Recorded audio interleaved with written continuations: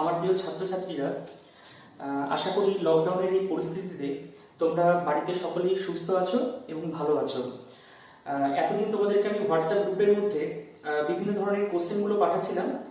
সেই কোশ্চেনগুলো ছিল ফার্স্ট ইউনিটের চ্যাপ্টারের রিলেটেড, যেই চ্যাপ্টারগুলো আমাদের অলরেডি অনেকবার রিভিশন হয়ে গেছে। আমি ভেবেছিলাম এই মাসে আর সেইভাবে কোনো চ্যাপ্টার শুরু করবো না, যেহেতু আমরা অনেকটা অ্যাডভান্স চলছি।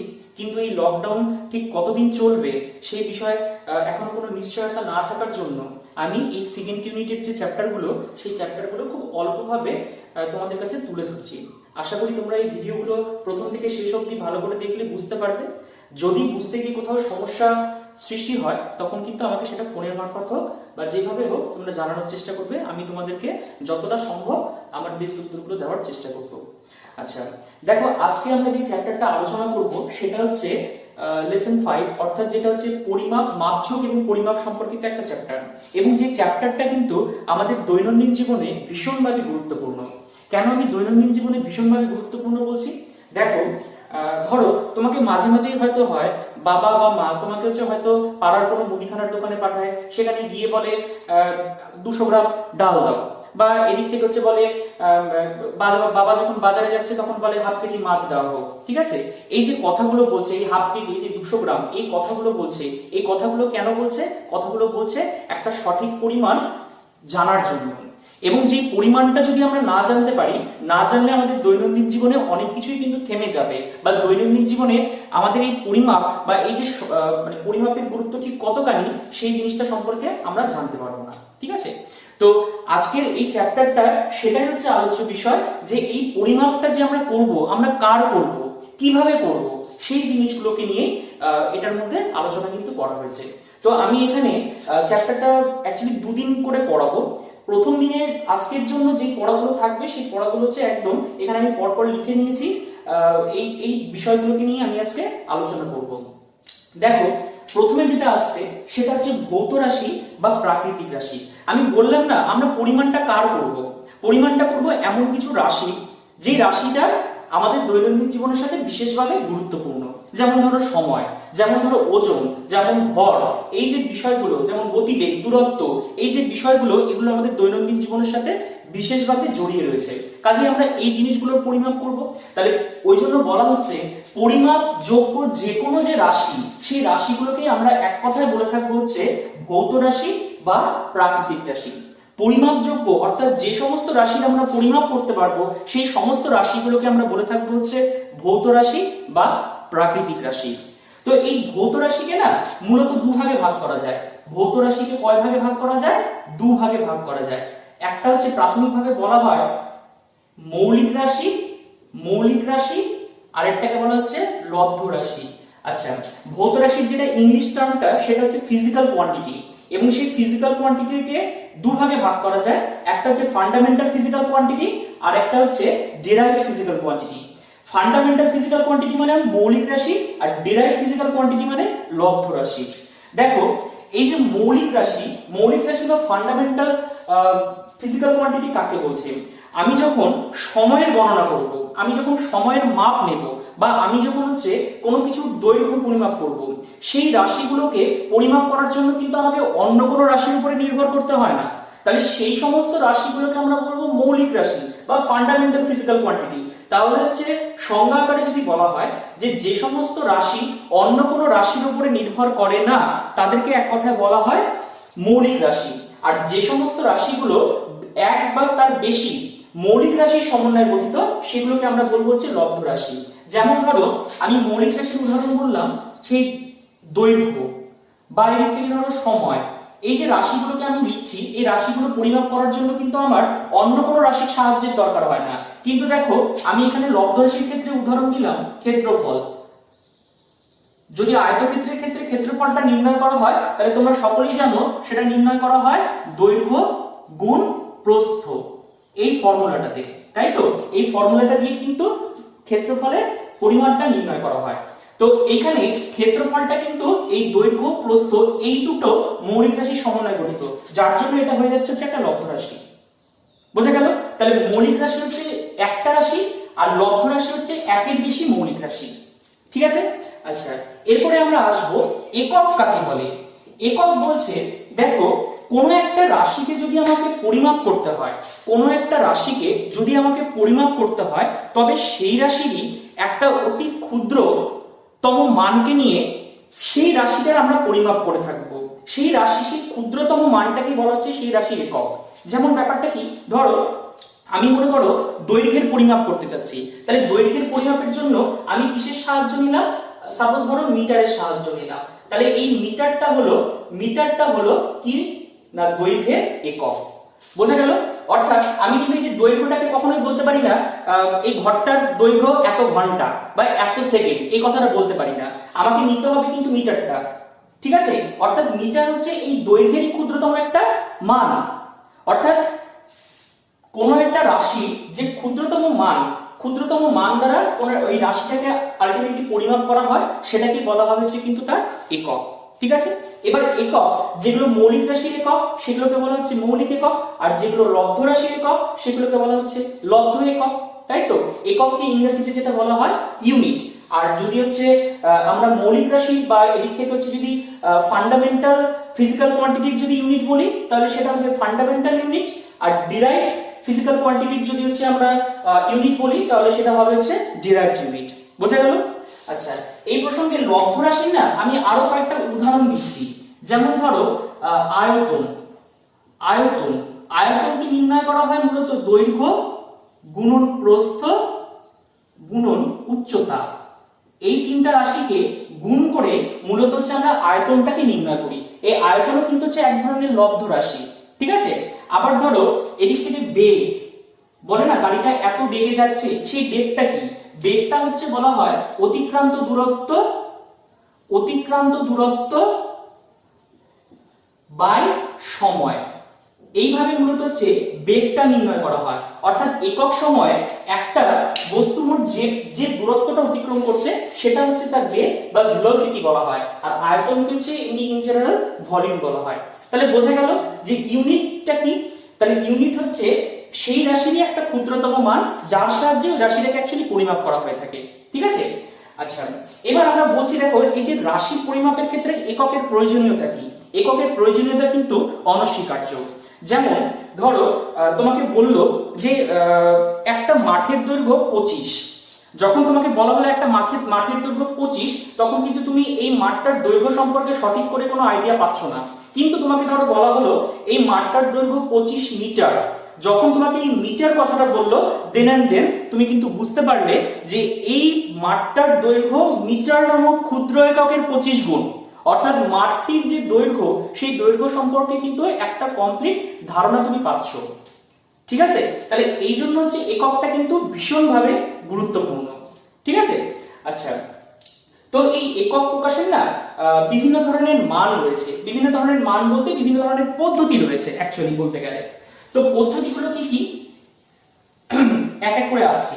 দেখো একক প্রকাশের যে বিভিন্ন পদ্ধতি, তার মধ্যে একটা পড়ে সিজিএস পদ্ধতি, একটা পড়ে হচ্ছে এসআই পদ্ধতি বা এমকেএস পদ্ধতি, আরেকটাকে বলা হচ্ছে এফপিএস পদ্ধতি।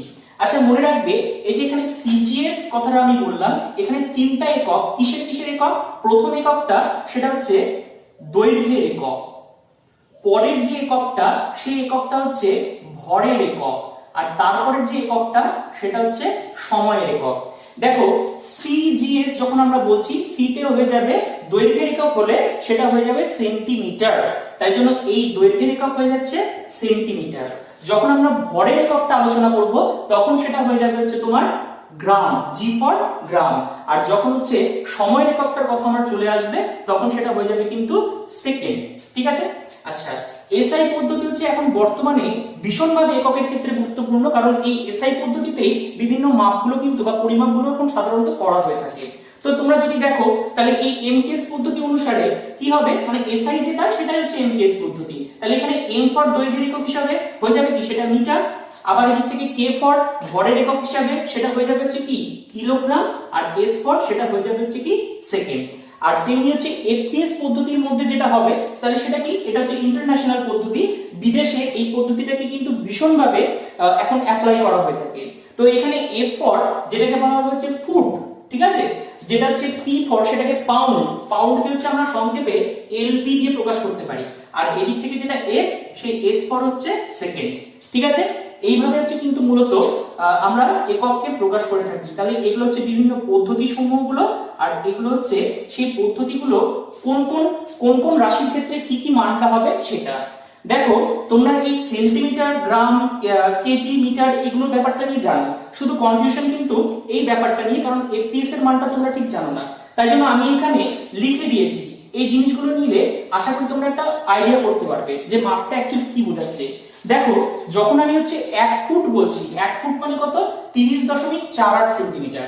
30.48 সেন্টিমিটার বলতে কি, আমরা একটা ওই জ্যামিতি বক্সে আমাদের মূলত যে স্কেলটা থাকে সেই স্কেলটার মাপ কত জানি? 12 সেন্টিমিটার। এবার 12 তাহলে হচ্ছে কি হবে? দ্বিগুণ, তাহলে 12 দ্বিগুণ কত হবে? 24 সেন্টিমিটার। তার মানে এতখানি যদি 12 সেন্টিমিটার হয় তাহলে এরকম আরেকটা 12, তাই তো? তার মানে এটা কত হচ্ছে? হিসাব মতো 24, আর এতখানি হচ্ছে হয়ে যাচ্ছে আরো 6, তাহলে হচ্ছে 24 আর 6 30, ওখান থেকে সামান্য বেশি, তাহলে মোটামুটি এতখানি হয়ে যাচ্ছে 1 ফিট। বোঝা গেল? আচ্ছা, আবার এদিক থেকে হচ্ছে 1 মিটার, 1 মিটার হচ্ছে 3 ফিট। মানে আমি হিসাব করে যদি হচ্ছে এটাকে 1 ফিট বলি, তাহলে এরকম আরো আরো আরো 2 ফিট যখন বাড়বে তাহলে কি হয়ে যাবে? সেটা স্বাভাবিকভাবে 1 মিটার। তাহলে তোমরা বুঝতে পারবে যে 1 মিটারের আইডিয়াটা।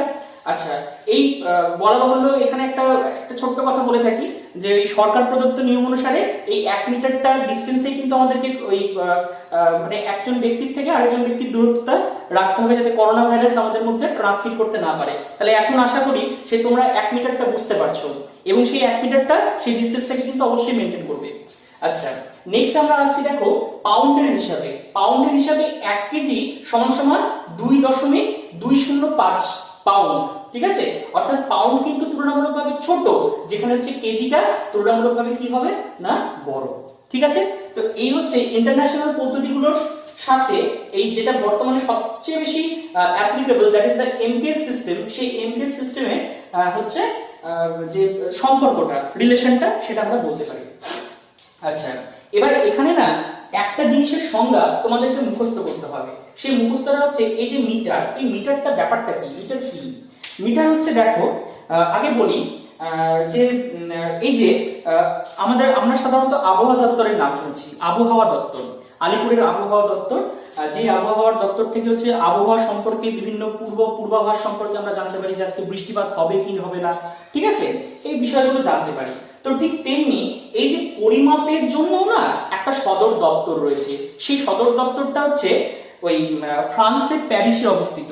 ঠিক আছে, ওটাকে ওই সংস্থাটার নাম হচ্ছে international bureau of weights and measures, international bureau of weights and measures, বা এটাকে আন্তর্জাতিক পরিমাপ দপ্তরও আমরা বলে থাকি। তো সেই পরিমাপ দপ্তর রয়েছে, সেখানে এই বিভিন্ন বিষয়ে, অর্থাৎ হচ্ছে কাকে মিটার বলছে, কেজি বলছে, এই বিষয়গুলো সেখানে কিন্তু আলোচনা করা হয়েছে। আচ্ছা, তার আগে বলছি যে দেখো এই যে এখানে আমাকে পার্টিকুলারলি পদ্ধতিগুলো বা মিটার, কেজি, এই প্রসঙ্গটা কেন আসলো? প্রাচীনকালের কথা যদি আমরা চিন্তা করি না, তখনকার দিনে না এক একটা জায়গায় এক এক রকম ভাবে একককে প্রকাশ করা হতো। যেমন কোথাও কোথাও হয়তো এরকম ভাবে হ্যান্ড স্প্যানকে ব্যবহার করা হতো, মানে এই 1 বিঘা যেটাকে বলা হয়। আবার কোথাও কোথাও কিউবিক বা হাতটাকে, মানে এই হাতটা এখান থেকে এতদূর পর্যন্ত মাপটাকে হচ্ছে নেওয়া হতো। ঠিক আছে, তো এবার দেখো এক একটা ব্যক্তি বিশেষে এই হাতের পরিমাপটা কিন্তু এক এক রকম, বিঘার পরিমাপটা কিন্তু এক এক রকম। তাহলে কাজে এইভাবে যদি আমরা পরিমাপটা করতে থাকি, তাহলে পরিমাপ করতে হলে কি হবে? যে স্বাভাবিকভাবে বিভিন্ন জায়গায় পরিমাপের একটা বিভিন্ন মান বেরোবে, তাই কিনা? তো তার জন্য কি করা হয়েছে, এই আন্তর্জাতিক পরিমাপ দপ্তরে কি হয়েছে না, এই পরিমাপের জন্য বা এগুলোকে পরিমাপ করার জন্য একটা স্ট্যান্ডার্ড মানকে স্থির করা হয়েছে, এবং যেটা তোমরা এই ইউনিভার্সের যেখানেই যাও না, এই ওয়ার্ল্ডের যেখানেই অ্যাকচুয়ালি যাও না কেন, সেখানে গিয়ে কিন্তু এই মাপটা রিমেন সেম, কনস্ট্যান্ট থাকবে, অর্থাৎ তার কোনো চেঞ্জ হবে না। ঠিক আছে, তাহলে সেই মানটার ক্ষেত্রে প্রথমে আমরা যেটা আসছি সেটা হচ্ছে 1 মিটার, বা সেটাকে বলা হচ্ছে স্ট্যান্ডার্ড 1 মিটার। স্ট্যান্ডার্ড 1 মিটার কাকে বলছে? স্ট্যান্ডার্ড 1 মিটার বলছে হচ্ছে ধরো এই ফ্রান্সের প্যারিস শহরে international bureau of weights and measures নামক সংস্থায় বা আন্তর্জাতিক পরিমাপ দপ্তরে প্লাটিনাম আর ইরিডিয়াম, মনে রাখবে কি বললাম, প্লাটিনাম আর ইরিডিয়াম এই দুটোর ধাতু দিয়ে তৈরি একটা সংকর ধাতু, মানে একটা অ্যালয়। প্লাটিনামের পরিমাণটা যেখানে থাকছে 90%, ইরিডিয়ামের পরিমাণটা থাকছে যেখানে 10%। এই প্লাটিনাম এবং ইরিডিয়ামের তৈরি একটা সংকর ধাতু দিয়ে মানে সংকর ধাতুর একটা দণ্ড রয়েছে। একটা দণ্ড বলতে সেই ধরো এইটা হচ্ছে একটা সেই দণ্ড, এই যে দণ্ডটা রডের একটা স্ট্রাকচার সেখানে রয়েছে, ঠিক আছে। এবার এই রডটা কি দিয়ে তৈরি করলাম, প্লাটিনাম আর ইরিডিয়াম দিয়ে তৈরি, মানে এটা একটা সংকর ধাতু এবং এটা কততে রাখা আছে না 0 ডিগ্রি সেন্টিগ্রেড তাপমাত্রায় রাখা আছে। এবং এই একটি দণ্ডের দুটি প্রান্তে, ধরো এটা হচ্ছে একটা প্রান্ত যেটাকে আমি এ নাম দিলাম আর এটার একটা প্রান্ত যেটাকে আমি বি নাম দিলাম। এবার এই দুটো প্রান্তের যে মধ্যবর্তী ডিসটেন্সটা, এই ডিসটেন্সটাকে বলা হচ্ছে 1 মিটার। বোঝা গেল? অর্থাৎ ফ্রান্সের প্যারিস শহরে international bureau of weights and measures নামক সংস্থায় 0 ডিগ্রি সেন্টিগ্রেড তাপমাত্রায় প্লাটিনাম আর ইরিডিয়াম এই দুটো ধাতু সংকর ধাতু দিয়ে তৈরি একটা দণ্ডের দুটো প্রান্তের মধ্যবর্তী যে দূরত্ব, সেই দূরত্বটাকে কিন্তু বলা হয় স্ট্যান্ডার্ড 1 মিটার বা প্রমাণ 1 মিটার। বোঝা গেল? এবং সেই স্ট্যান্ডার্ড 1 মিটারের পরিমাণটা কিন্তু দেখবেন যেখানে চলে যাবে না কেন সেখানে কিন্তু একই, মানে 1 মিটার বলতে ততটাকে বোঝানো হবে। কেমন? আচ্ছা, এবার ঠিক তেমনি এখানে কেজিরও ডেফিনিশন হয়, সেকেন্ডেরও ডেফিনিশন হয়। আমি অত কিছুতে যাচ্ছি না কারণ তোমাদের বইতে শুধুমাত্র মিটারের ডেফিনিশনটাই রয়েছে। আচ্ছা, এরপরে আমরা আসবো এই যে এসআই পদ্ধতি ব্যবহারের সুবিধাগুলো কি কি। এসআই পদ্ধতি ব্যবহারের একটা বিরাট সুবিধা রয়েছে। কেন বিরাট সুবিধা রয়েছে? কারণ না খুব সহজেই এই এসআই পদ্ধতিতে যে ক্ষুদ্রতম মানটাকে, সেই ক্ষুদ্রতম মানটাকে যদি হচ্ছে আমরা গুণ করি তাহলে বড় একক পেয়ে যাব, আবার ক্ষুদ্রতম মানটাকে যদি আমরা ভাগ করি তাহলে ছোট একক পেয়ে যাব। কেমন করে দেখ। আচ্ছা দেখো, এবার আমরা বুঝবো হচ্ছে মূলত গুণিতক একক আর উপগুণিতক একক, এই ব্যাপারটা কি। আমি আগেও বললাম যে এসআই পদ্ধতি ব্যবহারের এটাই সুবিধা যে এই এসআই পদ্ধতির যে ক্ষুদ্রতম এককটা, যদি আমি স্ট্যান্ডার্ড একক হিসেবে এখানে মিটারটাকে ধরলাম ধরো, তো সেই ক্ষুদ্রতম একককে যত আমি 10 এর গুণিতক দিয়ে মাল্টিপ্লাই করব, 10 এর গুণিতক দিয়ে আমরা সেটাকে গুণ করব, তত আমরা কিন্তু বড় এককগুলোকে পাবো। আর যত হচ্ছে আমরা সেগুলোকে 10 এর গুণিতক দিয়ে আমরা ভাগ করতে থাকবো, তত আমরা এসআই পদ্ধতিতে কিন্তু বিভিন্ন ছোট এককগুলোকে এক এক করে পেতে থাকবো। তো সেই জিনিসটাকে আমি এখানে বোঝাচ্ছি। সাপোজ একটা বেসিক एग्जांपल চিন্তা করো। সাপোজ 1 কিলোমিটার ইকুয়ালস টু আমরা জানি কি 1000 মিটার, ঠিক আছে। তো এবার এই 1000 মিটারটাকে যদি আমরা এখানে ভেঙে দিই, তাহলে ভেঙে দিলে আমরা কি পাবো দেখো তো, 1 মিটার ইনটু 1000 পাচ্ছি কিনা। অর্থাৎ এখানে আমরা কি দেখছি দেখো, এখানে প্রমাণটা কিন্তু হচ্ছে 1 মিটার। এবার সেই 1 মিটারকে যখন হচ্ছে আমি 1000 দিয়ে গুণ দিচ্ছি তখন আমি পেয়ে যাচ্ছি 1 কিলোমিটার। এবার 1 কিলোমিটারটা কি মিটারের থেকে বড় ইউনিট, অর্থাৎ প্রমাণ মিটারটাকে ক্রমান্বয়ে যদি আমরা 10 এর গুণিতক দিয়ে যদি হচ্ছে আমরা গুণ করি তাহলে আমরা এসআই পদ্ধতিতে কি পাবো, বড় এককটা পাবো। তাহলে এই এসআই পদ্ধতিতে এই যে বড় এককগুলোকে বলা হচ্ছে গুণিতক একক বা মাল্টিপল ইউনিট। আর এবার সাব মাল্টিপল ইউনিট কাকে বলা হয় দেখো, আমি বেসিক বলছি। 1 মিটার সমান সমান হচ্ছে 10 ডেসিমিটার, তাই তো? এটা একদম ক্লিয়ার সবার কাছে, কারণ আমরা জানি কি kilo, hecto, decametre, metre, decimetre, তাই তো, সেন্টিমিটার, মিলিমিটার, এই জিনিসটাকে আমরা কিন্তু জানি, তাই না। এবার দেখো মিটার থেকে আমরা জানি যে হচ্ছে ডেসিমিটারে যখন নামবো তত কি হবে, যে 10 দিয়ে নিচের দিকে ক্রমশ নামতে গেলে আমার কি হবে, 10 দিয়ে গুণ হবে। তাহলে এখানে কি হচ্ছে, আমি 1 মিটার সমান সমান 10 ডেসিমিটার পাচ্ছি। আমি একটু কথাটাকে ঘুরিয়ে লিখছি, তাহলে ঘুরিয়ে লিখলে কি দাঁড়াচ্ছে, 10 ডেসিমিটার সমান সমান কি 1 মিটার। তাহলে 1 ডেসিমিটার সমান সমান কি হবে, 1 মিটার বাই কি 10। তাহলে কি হচ্ছে এখানে 1 মিটারটা হচ্ছে কি স্ট্যান্ডার্ড মান। এবার এই 1 মিটারটাকে যখন আমি 10 এর গুণিতক দিয়ে কি করছি, ভাগ করছি, তত আমি কি পাচ্ছি, ছোট ইউনিটটাকে পাচ্ছি। তার মানে 1 মিটারকে যদি হচ্ছে আমি 10 দিয়ে ভাগ করি তাহলে আমি পাচ্ছি কি 1 ডেসিমিটার, তাই কি না। তাহলে এখানে কি হলো, এখানে ছোট এককটাকে পেলাম। তাহলে এই ছোট এককটাকে আমাকে বলা হবে কি সাব মাল্টিপল ইউনিট বা উপগুণিতক একক। বোঝা গেল? তাহলে গুণিতক একক এবং হচ্ছে উপগুণিতক একক। আশা করি এটা বোঝা গেল যে এসআই পদ্ধতিতে যখন আমরা 10 এর গুণিতক দিয়ে ভাগ করব তখন আমরা ক্রমশ বড় ইউনিটগুলোকে পাবো, সেটাকে আমরা বলে থাকবো হচ্ছে অবশ্যই গুণিতক একক। আর যখন হচ্ছে ক্রমান্বয়ে 10 দিয়ে আমরা ভাগ করব তখন ছোট এককগুলিকে পাবো, সেটাকে আমরা বলে থাকবো উপগুণিতক একক। আচ্ছা, লাস্ট আমরা যে কোশ্চেনটা আজকে দেখবো সেটা হচ্ছে আয়তন। আয়তন কাকে বলে? আয়তন দেখো কোন একটা বস্তু মোট যে পরিমাণ স্থান বা জায়গা দখল করে রাখে সেই বস্তুটাকে ওই মানে সেই জায়গাটাকে অ্যাকচুয়ালি ওই বস্তুটার আয়তন বলা হয়। যেমন সাপোজ ধরো এখানে আমি এই বোর্ডের মধ্যে আমি এই পেনটাকে এখন প্লেস করলাম, তাহলে এই জায়গাটাতে কি হচ্ছে, এই টোটাল জায়গাটা কিন্তু পার্টিকুলার মানে এতখানি উঁচু অবধি এই গোটা জায়গাটা কিন্তু এই পেনটা দখল করে রয়েছে। তুমি চাইলেও অন্য কোনো বস্তুকে এই জায়গাটার মধ্যে রাখতে পারবে না। তাহলে এই পার্টিকুলার জায়গা মোট যতটা জায়গা এই পেনটা দখল করে থাকলো সেটা কিন্তু তার আয়তন। বোঝা গেল? অর্থাৎ কোন একটা বস্তু মোট যে পরিমাণ জায়গা দখল করে রাখে সেটা কি হচ্ছে ওই বস্তুর আয়তন বলা হবে। ঠিক আছে? তো আমি এখানে বলছি আয়তনটা যেটা যেটা মাপা হয় এমনি জেনারেলি যেটা আয়তন যে মাপার যে সূত্রটা, সেই আয়তন মাপা হয় দৈর্ঘ্য গুণন প্রস্থ গুণন উচ্চতা। এই ফর্মুলেশনে সাধারণত কোন একটা বস্তুর আয়তন পরিমাপ করা হয়। ঠিক আছে? আচ্ছা, এবার দেখো তরল পদার্থের আয়তন কি করে মাপা হয়। তো তরল পদার্থের আয়তন মাপার জন্য না একটা যন্ত্র রয়েছে, যে যন্ত্রটাকে বলা হচ্ছে মূলত আয়তন মাপনী চোঙ। তো সেই আয়তন মাপনী চোঙটা কিরকম, ধরো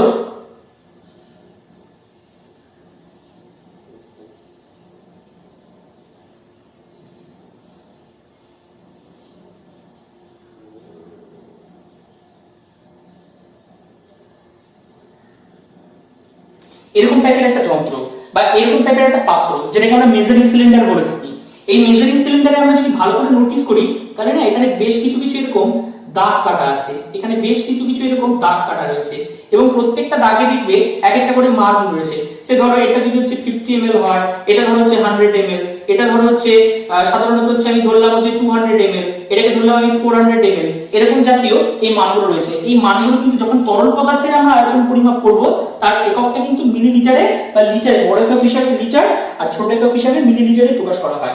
এবার ধরো তুমি কোন একটা বা তরল পদার্থের কিছুটা তরল পদার্থের আয়তন মাপতে চাচ্ছ, তাহলে তুমি কি করলে এই পাত্র বেয়ে কিছুটা জল ঢেলে দিলে, তাহলে দেখা গেল এই জলটা এইভাবে পড়ছে নামলো, নামতে দেখা গেল যখন এটাকে কিছুক্ষণের জন্য স্থির করতে দিলে, স্থির হওয়ার দেখা গেল যে ঠিক এই জায়গাটা হচ্ছে তরলের যে উপরিতলটা, তরলের উপরিতলটা ঠিক এই জায়গাটার মধ্যে স্টেবল হয়ে গেল বা এই জায়গাটার মধ্যে স্থির হয়ে গেল। ঠিক আছে? দেন তুমি এখানে বুঝতে পারলে এটার মাপটা হচ্ছে কত, 200 ছিল ধরো, তাহলে তুমি এখান থেকে বুঝতে পারলে কি এটা হচ্ছে 200 ml হচ্ছে এখানে এই পাত্রের মধ্যে রাখা যে জলের মোট আয়তন। এভাবে কিন্তু হচ্ছে আয়তন মাপনী চোঙের সাহায্যে কোন একটা তরল পদার্থের আয়তন পরিমাপ করা হয়। তাহলে আজকের ভিডিওতে তোমাদের এই কটা টপিকই আমার আলোচনা করা ছিল। আশা করি তোমাদের কাছে সুবিধাজনক হয়ে উঠবে। যদি কোথাও সমস্যা হয় তো আমাকে জানাবে।